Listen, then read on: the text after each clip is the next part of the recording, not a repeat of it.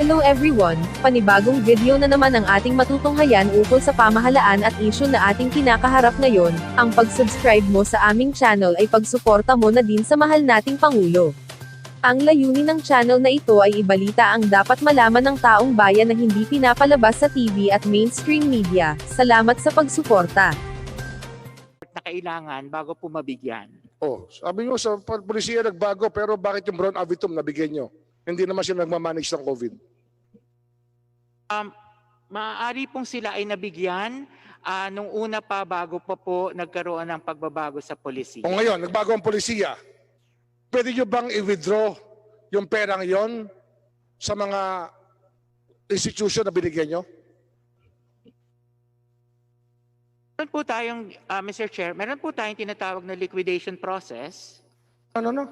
Meron po tayong tinatawag na liquidation process. Kumarin mo nga yung maskara mo para magkaintindihan tayo. Sure. Meron kayong liquidation process. Meron Hindi, po. tinatanong ko lang, IRM, policy, COVID only. Tapos binigyan niya yung non-COVID institutions, sabihin like Brown Avitum. Can you get the 45 million back or not? Mr. Jesus. Maraming salamat po, Mr. Chair, Mr. Congressman. Siguro magdadagdag lang po ako doon sa posibleng sagot sa katanungan ninyo. Yung pong paraan ng Philhealth para ma-recover ang pina-advance namin po ay yun pong proseso ng pagpanahon po ng mag-submit na ang mga ospital ng kanilang sariling mga benefit claims. Ibig pong sabihin, kung sa isang ospital o isang pasilidad, meron po silang ginamot na 2 pasyente, yun pong claim documents nung para dun sa 2 pasyente, kahit ano po ang sakit nun, papasok po yun dun sa mga pakete, dun sa mga case rates na binanggit. Mr. Jesus, delikado tayo dyan. Kasi yung ating pinag-uusapan dito, yung IRM, in-advance nyo yan for COVID. Binigay nyo ngayon sa Brown Avitum na hindi naman COVID. Ang tinatanong ko sa inyo, since ang policy natin talaga ay dapat sa COVID lang yan, hindi pwede nyo bang bawiin yan sa Brown Avitum. At sabihin nyo, nagkamali kayo, dalang policy, binago na at hindi sila kasama sa COVID covered facility. Kaya nga po paulit-ulit lang po naming sasabihin na nung una pong dinesign ang programa ng IRM, the manner by which na kinompute po ang allowable limits, yan po ay base sa isang quarter o 9 na pong araw na average claims noong buong taon ng 2019 kada facility. Yan po ay mula level 3. Tama natin eh. Hindi po. Tinatanong ko lang sa'yo kung pwede nyo bawiin. Yes or no? Yes po, binabawi po namin yan by way of liquidation. Yun po ang sinasabi. Ibig sabihin, technical malversation po yan. It was meant to be for COVID patients, binigay nyo sa non-COVID, so public fund was used for a public purpose but not the intended purpose. Yun nga po ang pinapaliwanag namin na ang disenyo po ng IRM program ay para po sa response o responde ng PhilHealth sa magiging posibleng epekto sa buong sistema ng healthcare. Hindi lamang po yan para sa pagtrato or para sa paggamot ng mga pasyente na apektado ng COVID. Okay. Epekto po ng epidemya. Excuse me, pwede tayo riyan. Mr. Attorney De Jesus? Hindi po. Dr. De Jesus? Hindi rin po.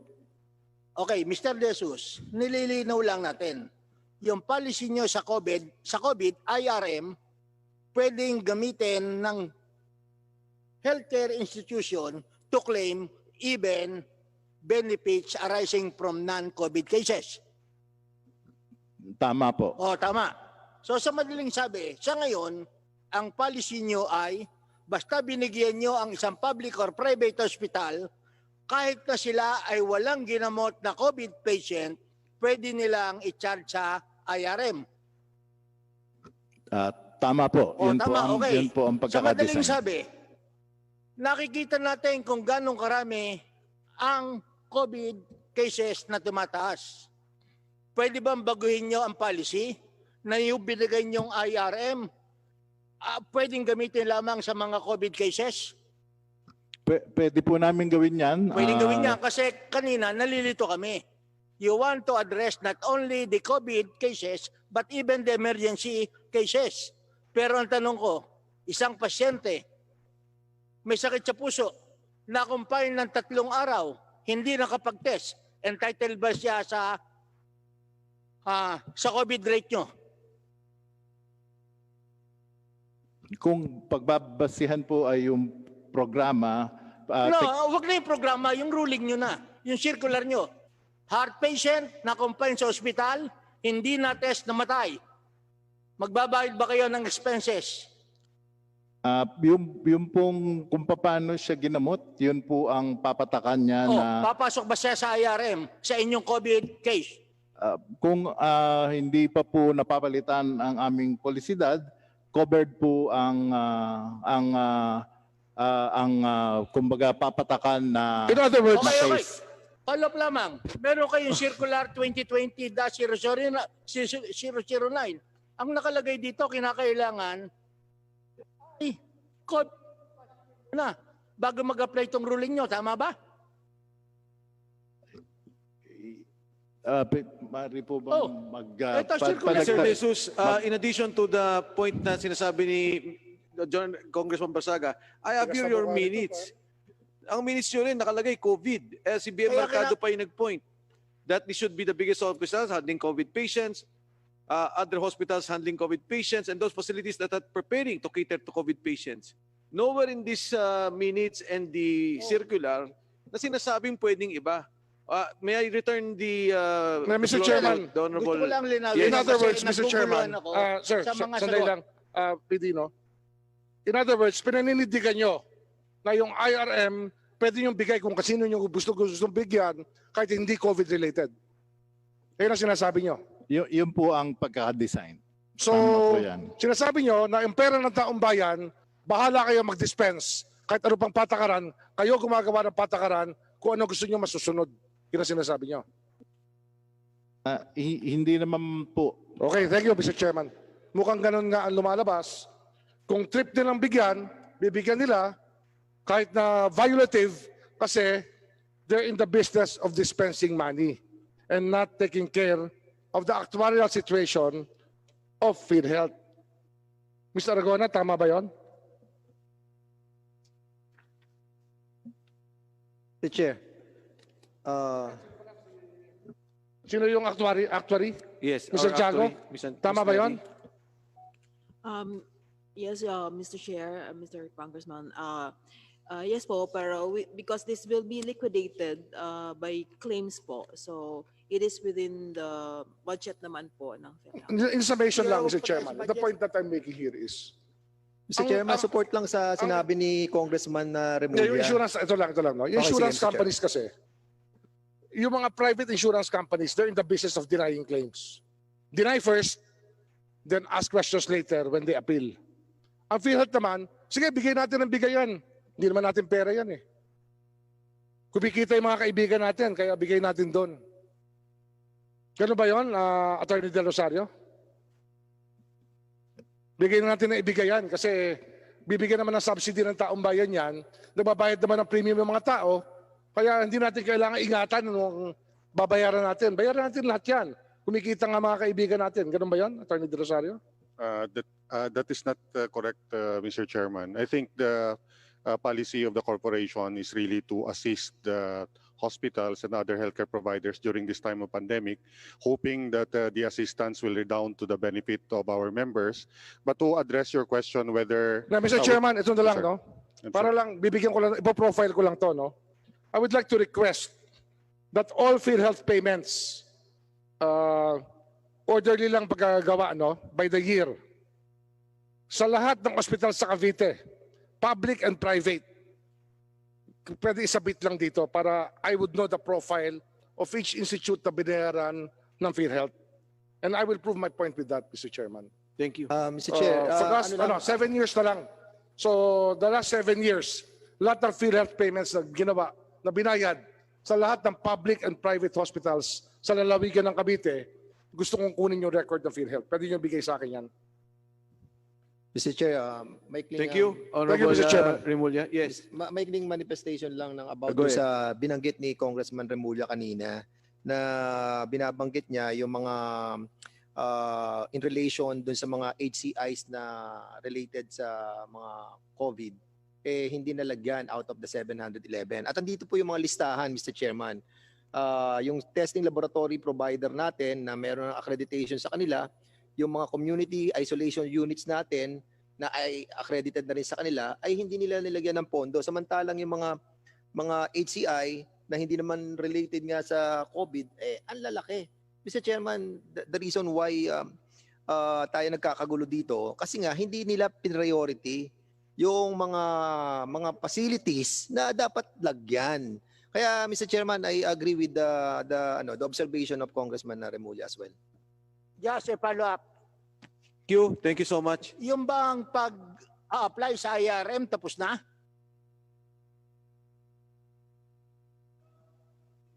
Can you please reply? Sa pagkakaalam po tapos na ang Tapos na. aming application. Ang huli pong binanggit ng aming mahal na Pangulo dahil nag-spike uli ang mga kaso ay baka magkaroon ng pangalawang IRM pero hindi na po yun natuloy. O nga, pero ang sinasabi ko, paano naman yung, wag na yung private, yung mga public hospital na no balance billing na hindi nyo nabigyan ng IRM kahit Yan. sila ay nagtitreat ng COVID patients. Sapagkat nahuli hindi sila nakapag-apply, hindi na sila pwedeng mag-apply. Honorable Barsaga, yung pong 27 billion nila, ang lumabas pa lang po ay 13 billion. Kaya I'm sorry, 14 billion. So may 13 billion pa kayong remaining dyan. So I think the point of the Honorable Barsaga, pwedeng dapat ikalat din to sa mga public hospitals. Tama po yun. Pwede po namin gawin din yun dahil kung tutuusin po, kung sila po ay hindi nakapag-apply doon sa programa, pwede po silang mag-apply.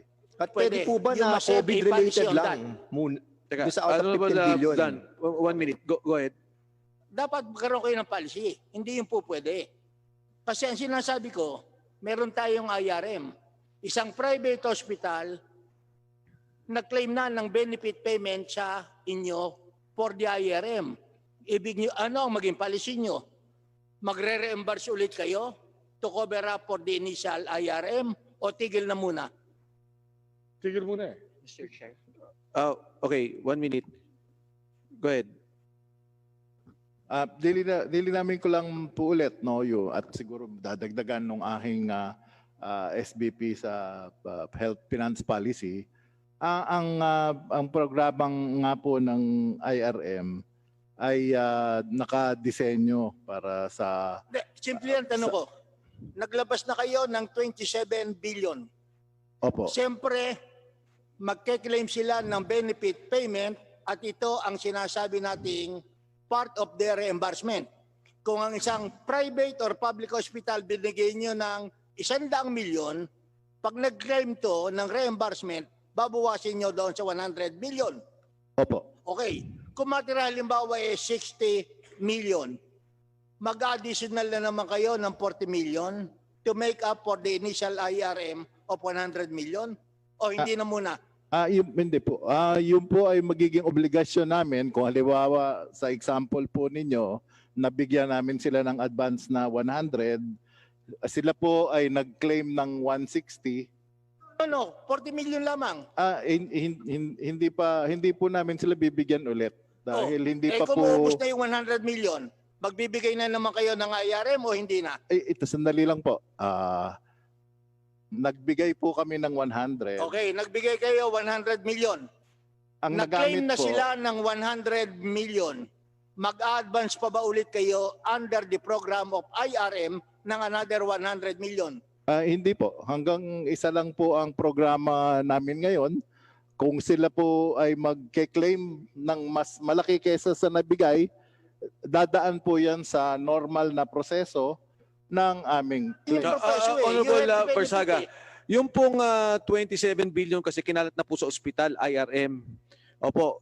Kung meron naman pong extra claim, let's say Hospital X, naubos yun ng 100 million, meron pa rin ibang pasyente na may Philhealth claims, they now go through the normal process.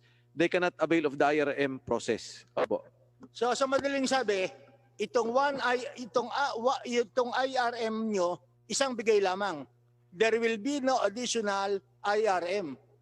Sa ngayon po, opo. Oh, para malaman naman ng mga health facilities na wala na silang asang tatanggapin mula sa PhilHealth. Okay, so thank you. Honorable, Pero yung hindi pa nakakapag-apply, posible na mag-apply based on your guidelines. Opo. okay. So for the information of our members, 1 o'clock we will have a break. Magkakaroon na po tayo ng Exicom working lunch with Attorney Del Rosario. Na magkakaroon po tayo ng Exicom, but everyone else will also have their lunch. Yung po mga nasa Zoom, we will have a special Zoom na kayo lang po, yung mga members ng Committee on Good Government and Public Accountability and the Committee on Public Accounts, so that you can have para po marinig nyo ng direkta si Attorney Del Rosario. Before we proceed to the next interpellator, andito po si COA Chairman Mike Aguinaldo. May I recognize COA Chairman Mike? Good afternoon po.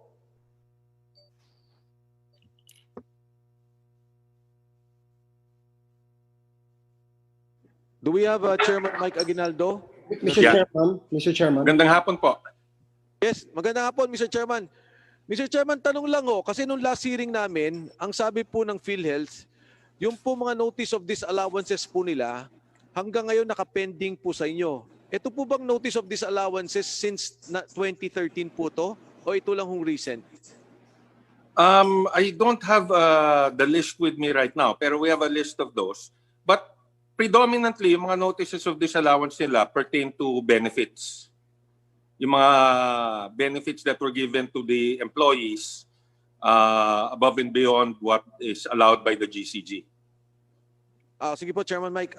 Dr. Pargas, Chairman, 2013, ang sinabi nyo nakapending kayo, may mga notice of disallowances. Would that be in your sector or would that be in the legal or account?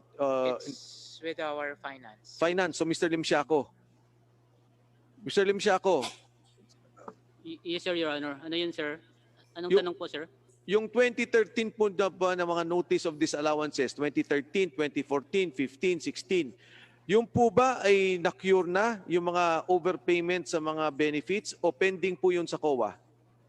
Mr. Chair, Your Honor, ang disallowances natin on the part of the benefits still nasa COA pa yung iba po, Mr. Chair. Ang iba ay nasa regional COA level. Ang iba po ay naka-MR po with the COA proper. And then iba po ay nasa Supreme, Mr. Chair. Meron kayong pending sa regional level, may pending kayo sa national level. Magkano ho ang total na to? If you put it together. Mr. Chair, Your Honor, ang total po nito ay lahat ng mga disallowances, benefits at saka kasama po yung claims po natin ay nasa 6.852 billion, Your Honor. 6.8 8. billion. Yes po. Pero yung notice of disallowances nyo, dun lang ho sa may benefits at saka benefit claims. Mr. Chair, Your Honor, yes po, mga benefits po ito at saka claims natin, including may mga MOA pati, Mr. Chair, mga traveling expenses po. Mr. Yes. Chair. Chairman Mike, kung pwede ho ma-raise to kasi meron ho kaming portion since 2013,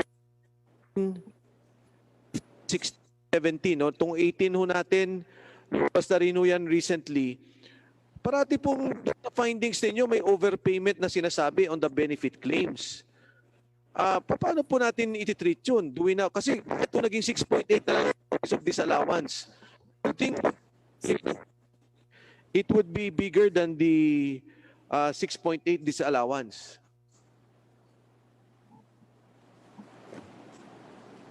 Chairman Mike? Yes. What we mean by overpayment of benefits, these are benefits to PhilHealth employees. Hindi yung benefit hindi po yung mga claims ng mga hospitals or so. There might be a couple of those. Some of them might be money claims. Pero ang bulk nun po is overpayment of benefits. Yung mga bonuses, mga they have names for it, no? Like labor management, gratuity, mga ganun po. Kunyari po, dito pong 2013, I have the COA report with me. Ang sinabi po niya dito, 721 million. Yes. Walang supporting documents, absence of billing statements coming from healthcare providers. This is only one area. Apo. So, ang feeling ko, I'm sorry, these were 1, 2, 3, 4, 5, 6, 7, 8 areas na sinasabi, random audit, kulang-kulang po yung mga benefit claim vouchers at saka yung supporting statements. Ang ibig po ba sabihin, na-clear na po to? Hindi pa po.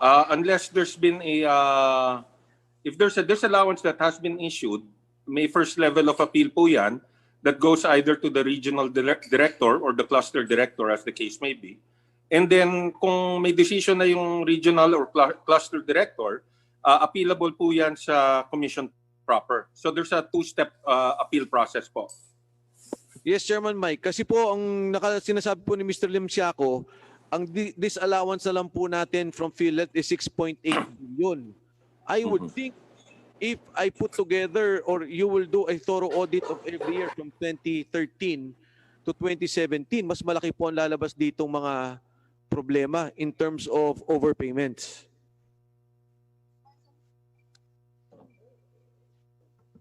Chairman Mike?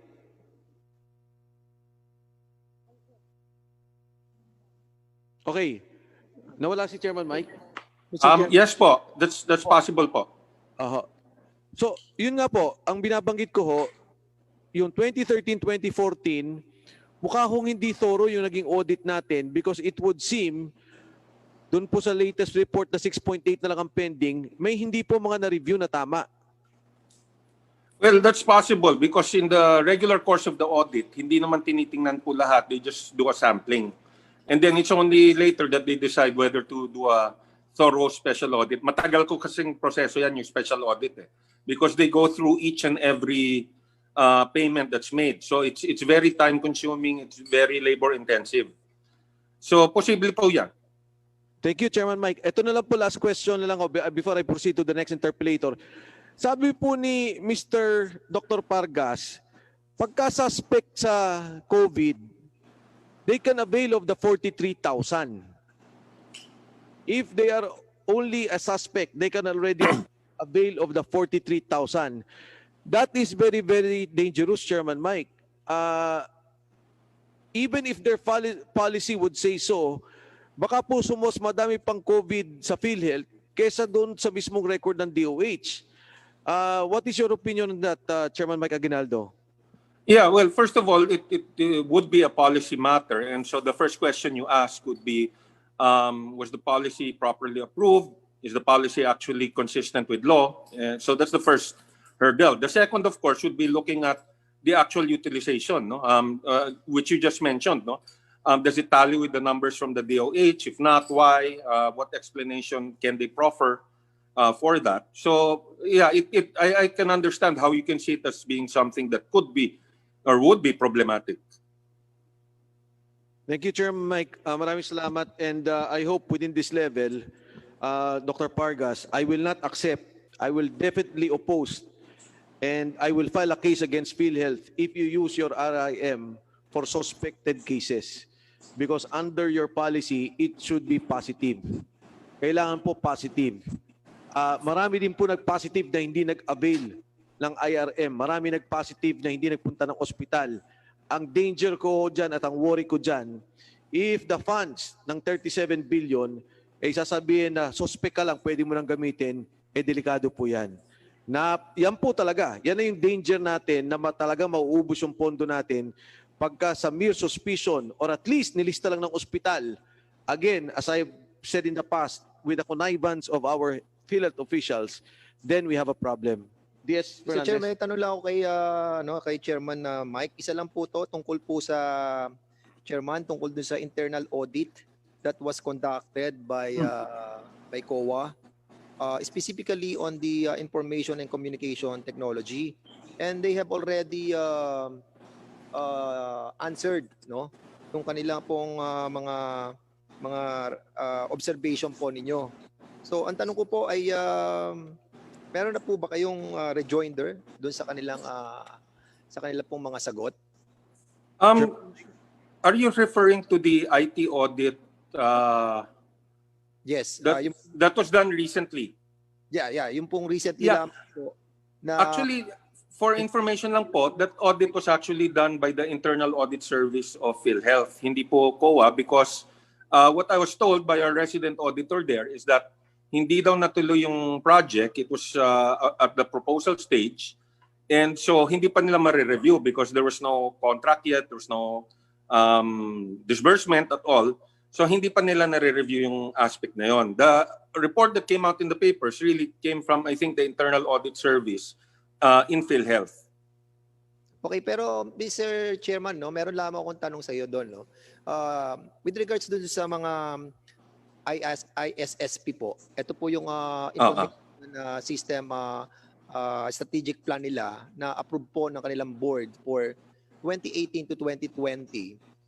Ngayon po, doon nakapaloob yung pong mga bibili nila mga IT. But unfortunately, according po doon sa internal audit, ay hindi po yun ang isinalang nila na bibilin doon po sa corporate operating budget nila. Is that subject to your audit as well, Mr. Chair? Yes, ma-audit po yun. That would be subject to the audit. In fact, meron ng mga initial observations yung auditors namin, but it's still a work in progress, kaya hindi ko po pwedeng ma-disclose at this stage. Okay, so maraming salamat, Mr. Chairman, at doon lang muna tayo. Ang klaro po ay this is subject also sa audit yung mga ISSP na approve ng kanilang board. Maraming po salamat, Mr. Chair. Thank you, DS Ay, Fernandez. Mr. Chair, isa na lang po pala, may nakalimutan lang po ako.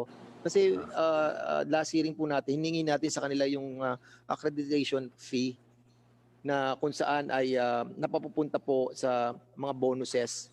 Yes, that At, was raised dito by po the sa Honorable Abante earlier. Yes, sa hiningi po nating record, Mr. Chairman, hindi po nila sinubmit ngayon. And ito rin po ang itatanong ko sana kay Chairman Mike, kung doon po sa kanilang audit report ay yung po bang accreditation fee ng mga hospital, kasama po ba sa disallowances na ginawa po ninyo yon? Kung saan po ginamit yung accreditation fee, I'm assuming of course it's a legal fee that they could charge, no? But any money that goes into the coffers of PhilHealth is subject to audit. So kung meron pong accreditation fee yan, how it's used, well, the revenue received as well as how it's actually utilized is subject to the audit. Well, nag-ano po yan, Mr. Chair, nung last hearing, binanggit po nila that ito po ay hinate based on percentage. Pinagati-hatian po ng mga PhilHealth officials and those who are accredited by them. So, I think yun po ang inaantay po namin, Mr. Chair, kung yun po ba ay bawal na yung accreditation fee na pinagati-hatian po nila ay dinidisallow po ng COA. I'll have to check if there are existing disallowances on that. But ordinarily, for something like that to be possible, meaning yung accreditation fee paghahati-hatian, there has to be a legal basis for that. No? Kailangan may authority before pwedeng gawin yon. Hindi kusa lang pwedeng gawin yon. Kailangan merong basehan talaga. Kung walang basehan po, madidisallow talaga po yan. So Mr. Chairman, if ever na ginawa po nila yon, there will be a basis to file a case against them. Pwede naman po. Okay. Mr. Chairman, maraming po salamat at balikan po natin sana yung kasi hindi po nila naipadala sa atin. Yung pong kung magkano yung mga bonuses ng mga PhilHealth boards na nakuha para doon sa accreditation fee. Yes, maraming salamat. Ito yung tinanong din noon na ni-raise ni Honorable Minority Floor Leader Benny Abante. We now proceed to our next interpolator. The Honorable Ace Barbers is recognized. Congressman Barbers. Hold on a minute, Mr. Chair. Yan. Maraming salamat, Mr. Chair. Bago po ang lahat, I will ask the committee secretary to list my name dun sa second round para bago ko po makakalimutan. Mr. Chair, tayo po ay nasa IRM issue pa rin, ano? Yes, Honorable Barbers. Okay, I will try to limit my questions dun sa issue po ng IRM kasi marami pa hong ibang pwede nating tanungin tungkol sa tanungin sa Philhealth tungkol dun sa ibang issues. Pwede naman po kayong tumalon din sa ibang mga tanong as long as within your time nung 20 minutes kung may nakikita po kayong nais nyo ng ipagtanong. Okay, maraming salamat, Mr. Chair. Unang-una ho, yung pong basihan ng executive session po natin kay SVP Del Rosario, does this involve national security issues that he has to disclose to the committee?